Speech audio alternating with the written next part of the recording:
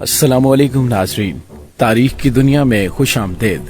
मुझे डॉक्टर अली कहते हैं और आज की वीडियो इंतहाई इन्फॉर्मेटिव और इंतहाई जबरदस्त है। इसको आखिर तक जरूर देखिएगा। नाज़रीन, एक ऐसा पॉइंट कि जहां से एक बहुत बड़ी और तबाहकुन जंग पूरी दुनिया को खत्म करने वाली है। नाज़रीन, कहते हैं कि दो सुपर ताकतें आपस में डायरेक्टली यानी बराह रास्त जंग नहीं करती, क्योंकि ऐसा करने से दोनों ताकतों को शदीद नुकसान का अंदेशा होता है। इसके बरक्स एक दूसरे के मुफादात को नुकसान पहुंचाने के लिए सुपर ताकतें ये काम अमूमन प्रॉक्सीज के जरिए करती हैं। यही सूरत हाल 21वीं सदी की सुपर ताकतों अमेरिका और चीन के दरमियान है।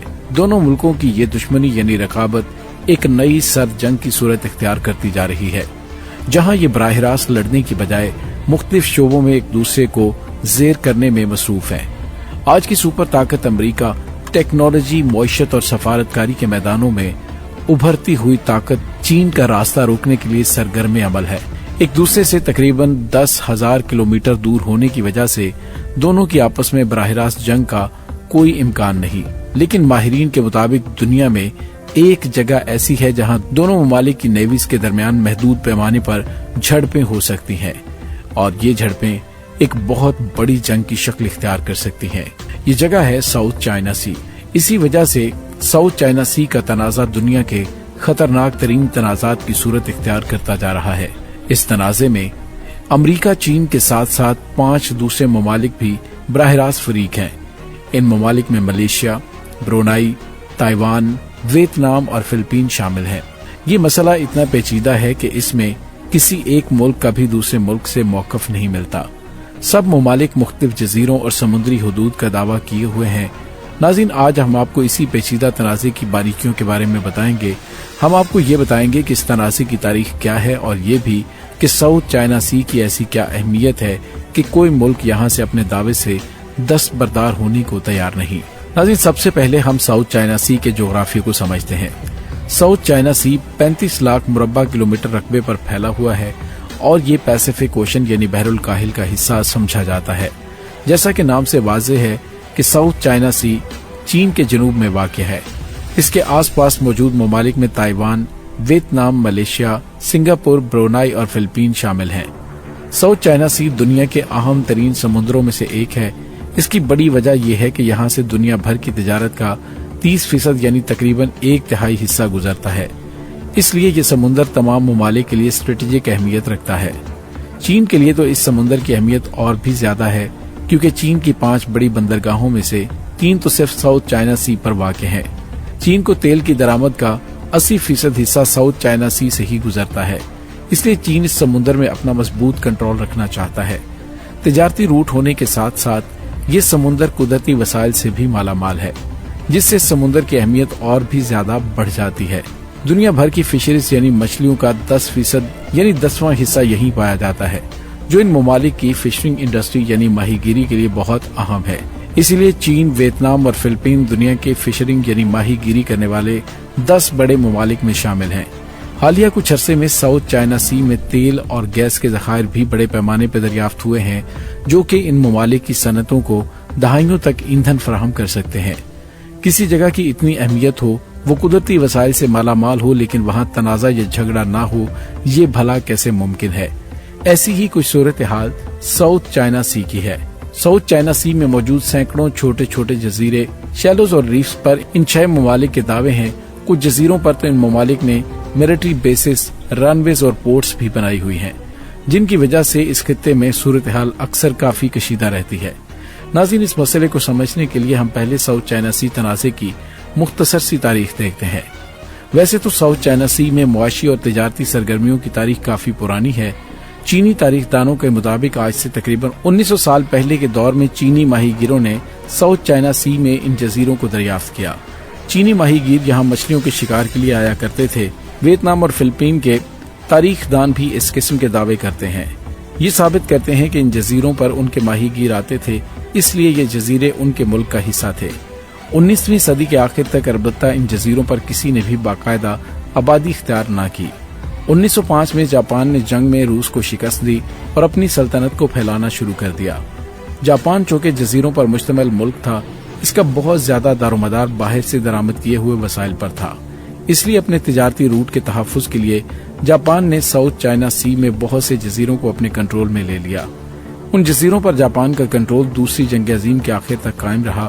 دوسری جنگ عظیم میں جاپان کی شکست کے بعد ایک معاہدے کے تحت اسے ان جزیروں سے نکال دیا گیا اور یہ جزیرے چین کے کنٹرول میں آ گئے۔ ناظرین، یاد رہے کہ چین میں اس وقت نیشنلسٹ یعنی کہ موجودہ تائیوان کی حکومت تھی۔ چین کی اس حکومت نے جاپان کے خالی کیے ہوئے ان جزیروں میں سے صرف چند اہم پر اپنا کنٹرول رکھا اور باقی جزیرے خالی چھوڑ دیے۔ چین کی اس حکومت نے البتہ 1946 میں 11 نامی ایک نقشہ جاری کیا جس میں چین کی سمندری حدود واضح کی گئیں۔ اس نقشے میں ساؤتھ چائنا سی کا تقریباً 80% حصہ چین کی حدود میں دکھایا گیا تھا اور ساؤتھ چائنا سی میں ہی چین کی سمندری حدود چین کے ساحل سے تقریباً 1800 کلومیٹر دور تک دکھائی گئی۔ ناظرین، اس نقشے کے مطابق ساؤتھ چائنا سی کے تمام جزیروں کو بھی چین کا حصہ دکھایا گیا تھا۔ 1949 میں کمیونسٹوں نے ماؤ زے تونگ کی قیادت میں پورے چین پر کنٹرول سنبھال لیا اور نیشنلسٹوں کو ایک چھوٹے سے جزیرے تائیوان میں دھکیل دیا۔ مین لینڈ چائنا میں کمیونسٹوں کی حکومت آ جانے کے بعد ساؤتھ چائنا سی کی یہ جزیرے بھی چین کی کمیونسٹ حکومت کے پاس آ گئے۔ چین کی کمیونسٹ حکومت نے پچھلی نیشنلسٹ حکومت کے 11 لائن نقشہ کی طرز پر ایک 9 لائن نقشہ جاری کیا۔ اس نقشے میں بھی چین کی سمندری حدود واضح کی گئی اور تمام جزیروں کو چین کا حصہ دکھایا گیا تھا۔ ناظرین، اس دور میں چین یا ساؤتھ چائنا سی کا کوئی اور ملک ان چھوٹے چھوٹے جزیروں کو غیر اہم سمجھتا تھا، اس لیے یہ جزیرے کسی بھی ملک نے اپنے کنٹرول میں لینے کی کوشش نہ کی۔ 1969 میں اقوام متحدہ کی ایک ریسرچ ٹیم نے اس علاقے میں جیولوجیکل سروے کے نتیجے میں تیل کے وسیع ذخائر دریافت کر لیے۔ ایسے میں ان جزیروں کی اہمیت ایک دفعہ پھر بڑھ گئی۔ اس دریافت کے بعد تمام ممالک میں جزیروں پر قبضے کی ایک دوڑ لگ گئی اور خطے کے بیشتر ممالک جیسا کہ چین، ویتنام، فلپین، تائیوان اور ملیشیا نے ایک ایک کر کے تمام جزیروں پر قبضہ کر لیا۔ یعنی اب جزیروں پر ملکیت کی ایک کھچڑی سی پک گئی اور ہر ملک دوسرے کے کلیم کو غلط اور اپنے کو درست ماننے لگا۔ تمام جزیروں پر قبضہ برقرار رکھنے کی یہ جنگ آج بھی جاری ہے۔ ناظرین، ساؤتھ چائنا سی میں موجود جزیرے اتنے چھوٹے ہیں کہ آپ ان کو نقشے میں آسانی سے دیکھ بھی نہیں سکتے۔ ناظرین، دفاعی اعتبار سے یہ جزیرے بہت زیادہ اہم ہیں، اس لیے امریکہ کی جانب سے ارد گرد کے ممالک کو اپنا اتحادی بنا کر چین کے خلاف اکثر ساؤتھ چائنا سی میں نیول مشقیں کی جاتی رہتی ہیں۔ ناظرین، امریکہ کو اس پورے خطے میں چین کی بڑھتی ہوئی سرگرمیوں سے بہت تشویش رہتی ہے اور وہ چین کے اس خطے پر دعوے کا مخالف بھی ہے۔ امریکہ کے لیے بھی ساؤتھ چائنا سی کی اہمیت بہت زیادہ ہے کیونکہ اس کی سالانہ $83 بلین کی تجارت ساؤتھ چائنا سی کے راستے سے ہوتی ہے۔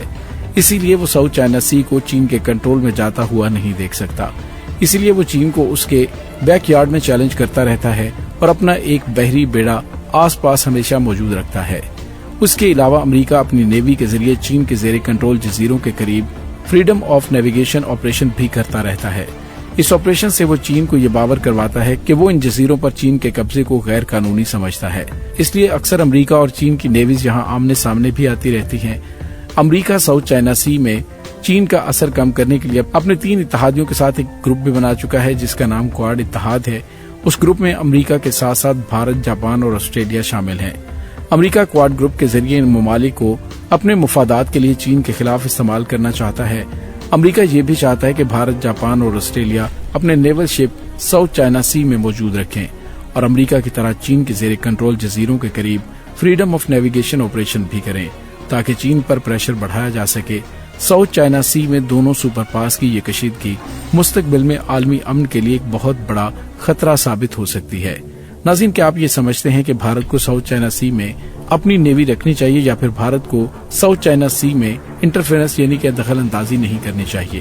اس بارے میں اپنی رائے کا اظہار ضرور کیجیے گا۔ امید ہے آپ کو ہماری آج کی ویڈیو پسند آئی ہوگی۔ کمنٹ سیکشن میں اپنے خیالات کا اظہار ضرور کریں۔ اللہ وارث۔